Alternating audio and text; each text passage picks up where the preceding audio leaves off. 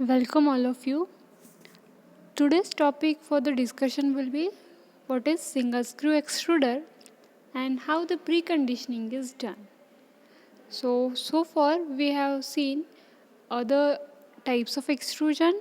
Now we will see how single screw extruder work.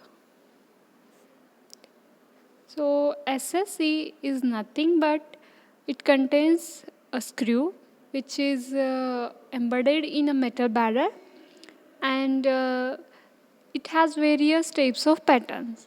So the most commonly used single screw have a constant pitch, and a single screw usually consists of the three sections. So these are the feed section, then transition, or you can also call it as compression section, and the maturing section. There are how the typical screw extruder is. So ideally it should be have a live beam, then feeding screw, preconditioning cylinder, extruder barrel, die and knife. Then the live beam provides a buffer of raw materials so the extruder can operate without interruption.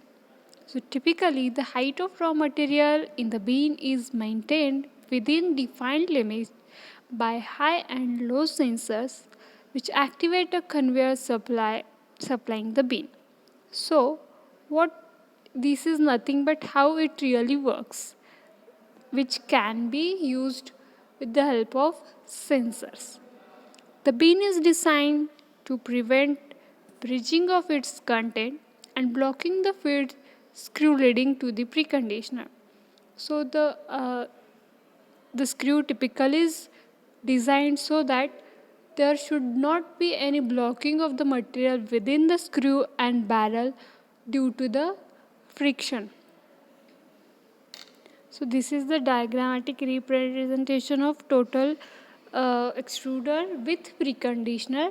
Here you can see, so preconditioner, extruder, dan, knife, all the assemblies are gathered. So preconditioner is placed before the extruder actually.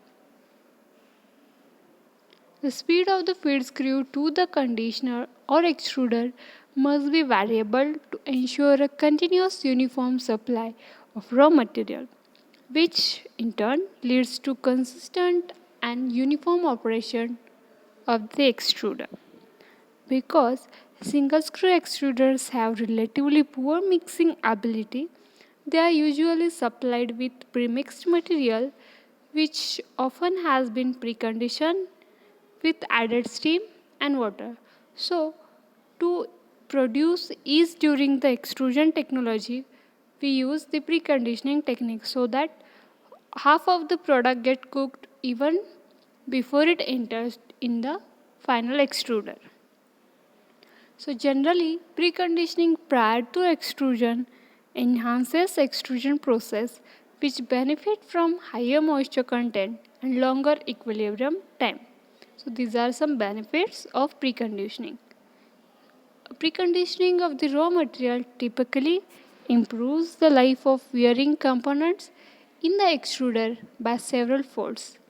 Although the weight of ingredients in the extrusion system is increased, preconditioners are relatively inexpensive to build for the volume they hold and the time to add to the process for the preconditioning. So, the product quality can be improved greatly by preconditioning of the raw ingredients.